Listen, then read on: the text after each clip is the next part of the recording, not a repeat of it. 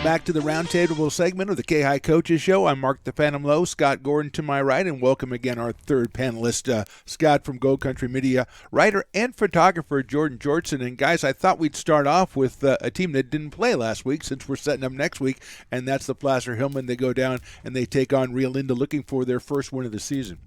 Yeah, this was a big week for Joey Montoya, and I thought the bye came at the absolute perfect time. That loss against Vista del Lago, they just looked outmanned. They were getting pushed around on both sides of the ball. This isn't a normal Placer team. I mean, the attrition rate of losing Costa Alexic, losing Dash Tebbs, having to go with a new quarterback. So I think this 2 weeks was great because it gave Ryan Miller a chance to sit with the coaches and say, this is what I like to do, this is what I'm comfortable with. Do we need to operate a little bit more out of the shotgun, or we need to do a little bit more things with our motion play? I really felt like Parker and Baylor Kelly needed a week off, both guys playing both ways, one as a linebacker, one in the secondary. So this was good for the Kelly brothers. This was good for Ryan Miller. This was good for Kiefer Abbs. This was good for the offensive and defensive line.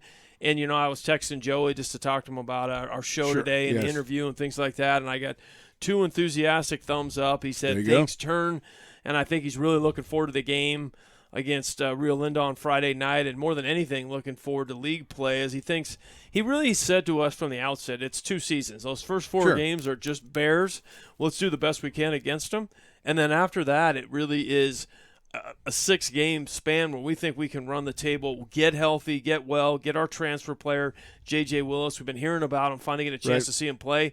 So I think he's very, very excited, and I think the bye came at the perfect time. Yeah, we talk about how Joey likes to use the bye every year, and one guy I think that could really use it this year is Ryan Miller, who was thrust into a situation, and, all of a sudden he's the quarterback. And I think it's important, Jordan, I don't know what you think about this, the fact that they're coming back, but they're not playing a league game right away. They've got one more practice game, if you will, before they get into league, and now Ryan Miller, has got a week to practice to get more acclimated to the offense and comes back and now can try things out that he's learned in that week against Rio Linda. Yeah, in my opinion, this is almost a get-right game for the Hillman right before league starts. I actually talked to Coach Montoya last week, too, talking about the bye week, and I asked him, I said, is this a happy coincidence that the bye week was this last week, or was it by design? He goes, no, this was definitely by design. Like you said, you divvy that up into that 4-game span, that 6-game span, and I know that things get a lot easier from here from the Hillman. I know it probably still is a little bit unnerving just knowing that, hey, an 0-4 start, you still give yourselves a little room for error, but the bye week is huge for Ryan Miller. I expect that he's going to come back, and he's done his job for the majority of these weeks that he started, especially being thrown into a tough situation. But I think now this really is his offense and his chance to run things, and now it's kind of like handing over the keys to him. Those first couple weeks, he was a kid, 16-year-old, maybe with his learner's permit, and now this bye week, it's like he got his driver's license, and now here's the keys to the offense. Well, Scott, we know Joey Montoya's offense is Joey's offense. How much do you think Ryan Miller is going to be able to put his stamp on it? It's not going to change for him because Joey runs the offense the same way, but what can Ryan do to make it, in your words, more comfortable for him? Well, I think one of the things they went back and looked at was what they did last year to make them 9-1. I mean, he ran the JV offense. He ran it with a lot of the guys that, Sean Jones and people like that we're going to be seeing on Friday night. Hope Sean Jones is back from injury. But, really one of the things that impressed me the most the first time I saw Ryan Miller was his ability to throw underneath, his ability to put some touch on some deep balls. So I think one of the things that he did is actually spend some time doing some 7-on-7 stuff.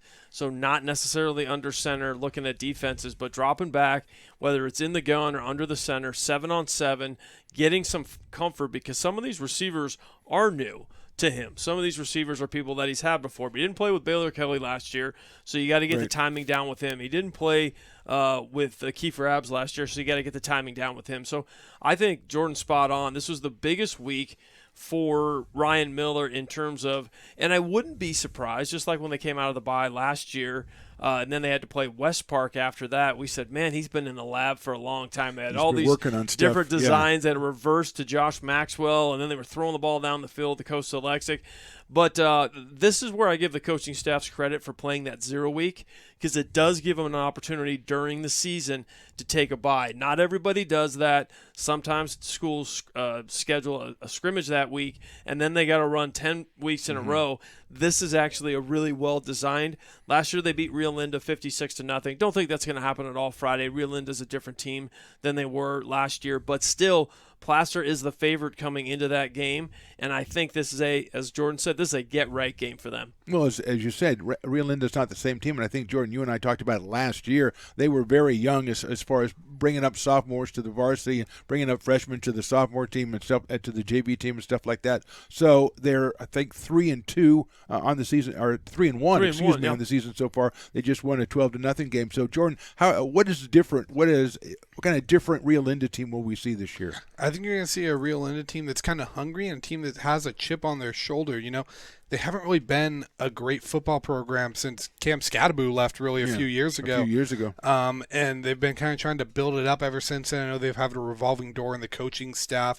A lot of the players, numbers are down this year. It feels like they're finally up. I think the biggest win of their season so far is they opened up with a win, or they didn't open up, but early in the season they got a big win over Lincoln. I want to say it was 26-13 or something along those lines. I think that is a program-defining win for them a little bit, where, like we talked about with Real Americano, it's a team that when you were in the FVL with them, Lincoln kind of had your number, and now you got one back against them. You get the kids starting to believe, and it doesn't necessarily matter that the kids know that this may be a down Lincoln team that they had beaten. To them, it was beating that boogeyman that has been lined up across from you constantly, and I think this is a team that's getting ready to believe. Placer is another team that has had their number over recent years, and I don't think they're quite there yet of getting over that hump and beating Placer, but this is not going to be a Rio Linda team that's just going to roll over and take their beating like they have in a few years. Yeah, I know. Coach Freeman, you and I talked to him last year. Scotty was one of our favorite coaches to talk to, and he's one of those guys, and we've talked to maybe a half dozen over the past 2 years that's kind of building a program. We've got to coaches in San Jose. We talked to Coach Horner, who's obviously already built his program, but he had to start from the ground up too. And so Coach Freeman the same way, and it's the kind of guy that I know when you and I talk to him, it's the kind of guy we're happy that's in high school football. Couldn't be happier to see him with a 3-1 record right now, because he was their 5th head coach in 3 years. And one of the discussions we had with him last year was his 2 best players started the year as offensive linemen. The game that Placer played against them, that was their first game, they moved from the offensive line to play running back and quarterback. They were literally drawing things up as they went. So how different is it now for a year to have an off-season program, have a spring program, have a weightlifting program, have a winter program, play in 7-on-7s, develop the roster? Even when you look at Max Preps right now and you print out the roster, only half the kids have numbers. He's still in the developmental phases. But God bless a guy like this that literally probably has an office in the corner of the weight room or the gym. If there's a weight room, yeah. If there is a functioning weight. We saw the guy at Silver Creek. We're like, where do you practice? He said, over there. And we saw nothing but mud. We said, I good. Somebody was going down. They were waving, hey, over here. We had to pull him out of the quicksand. So, I mean, it's great that he's there. And I do think 2-3 years from now, if he stays at Rio Linda, they'll be back to a team that goes 6-4, 7-3, gets themselves back in the playoffs, and has a lot of pride in what they're doing. Well, let's turn it back to Placer for just 1 second before we move on. There's a couple other games I want to talk about, but 4 games in, and we had the bye, and we're going to the second half of the season. Some of the names are familiar to Placer fans. Parker Kelly and Baylor Kelly and everything.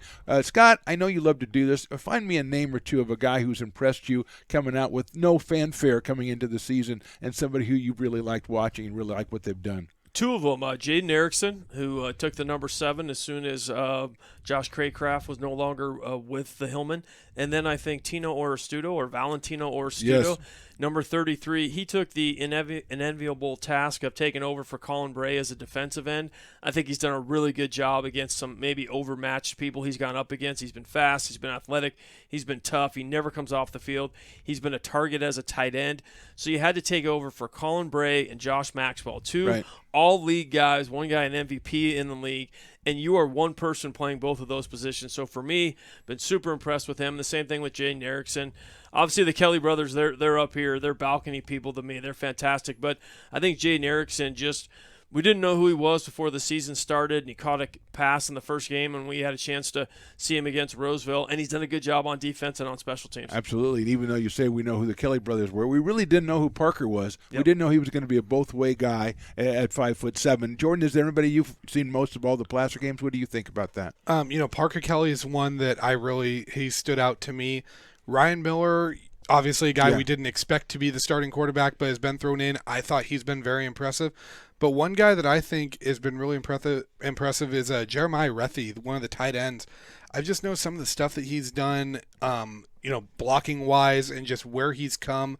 Not only, I saw him, he was a big name on Placer's basketball team last year as a freshman too.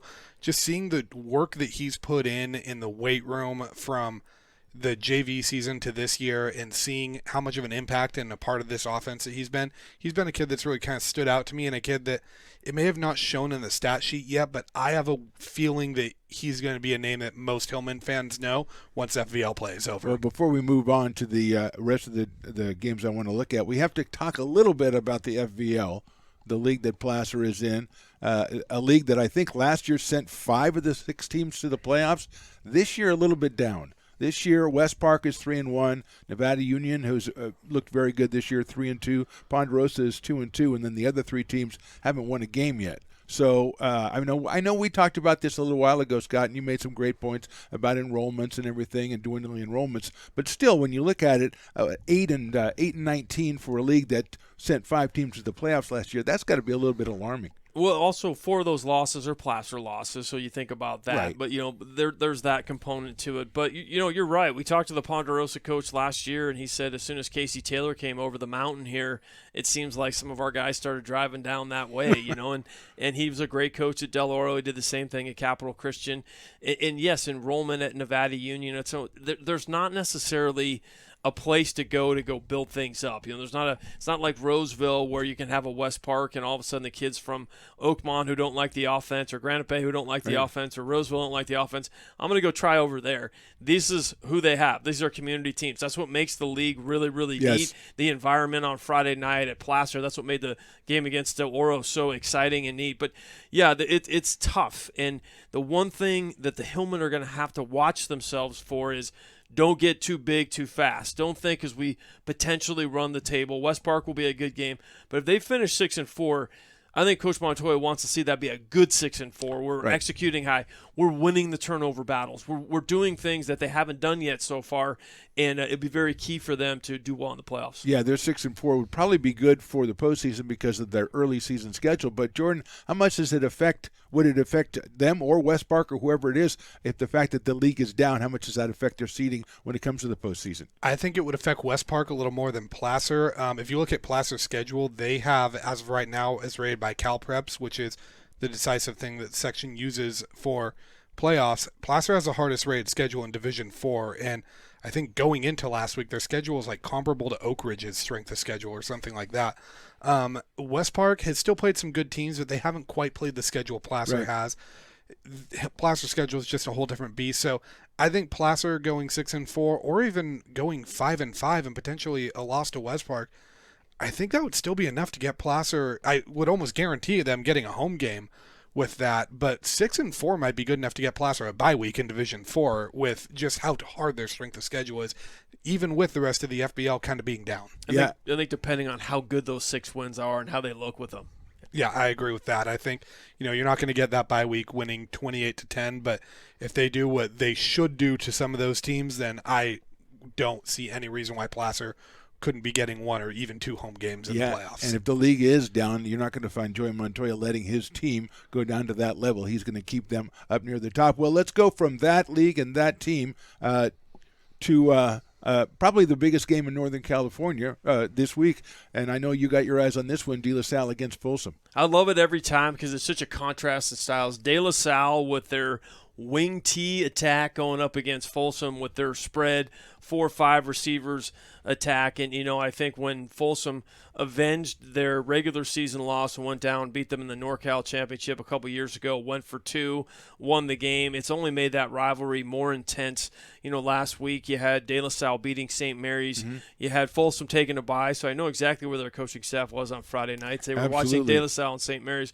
So it's the game of the section. It's the Sac Joaquin section going up in David against Goliath situation, and we'll see what happens on Friday night. Yeah, and as we've just talked about with Placer, that game has a lot to do when you're talking a different level, because at the end of the season you're talking about open divisions and state championships. So that game goes a long way toward that. So Jordan, this is basically you're the high school football reporter. This is basically the game you want to be at. Yeah, I think this is one of the biggest games. And, this is a game that for a long time De La Salle has really had Folsom's number, but in recent years it's been 50-50. And it's kind of one of those where it seems like when it's down in the Bay, De La Salle gets the edge, but when it's out here, Folsom gets the edge.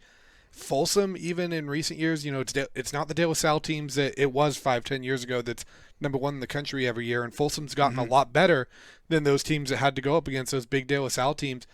I feel like this is a game that Folsom could win, and I don't think it's not at a point anymore where Folsom hopes to win going into this game. I think even though they're evenly matched, I think Folsom expects to win when they go into this game. And that's really great for this section as well, to have a team or a couple of teams who, when they go into those games, they expect to win. Well, I wanted to talk about one more game before we go. This one a little bit smaller scale, but it includes a couple of teams that Jordan covers extensively. 12 Bridges takes on Bear River, and I don't know, I think 12 Bridges pretty much favored in this game. But Jordan, you've talked about this team a couple of times already through the course of this show. 12 Bridges is really a strong team. I think they're undefeated still, and they've got a great quarterback, and I just think you got to put a little bit more focus on this team. Yeah, 12 Bridges is a team that I think, everyone in Division 5 is talking about Casa Roble.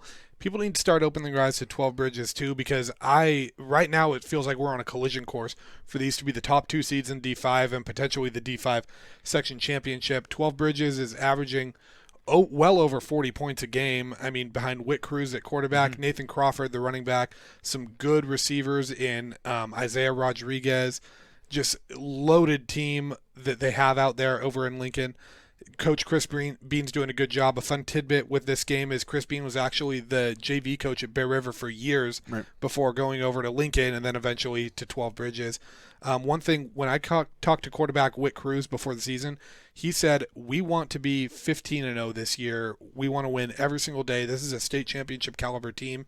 And, those are lofty goals, especially when you hear a quarterback saying that for a second-year varsity team in July. But in my opinion, they have proven and lived up to that so far through, they're a third of the way there now. Yeah, and Scott, that's the crazy thing to me about 12 Bridges. They're only in their, third year of being around, and they are about to put themselves up in a high level. You talk about them on a level with CR, and that's really high praise. Well, that's that whole facet of new team, new school. We can build it exactly the way we want it. We can kind of pick what we want to do. We can kind of sneak up on people. And they're definitely playing with a chip on their shoulder because they don't get the same press as Casa Roble. People aren't talking about them as much. The name recognition's not there.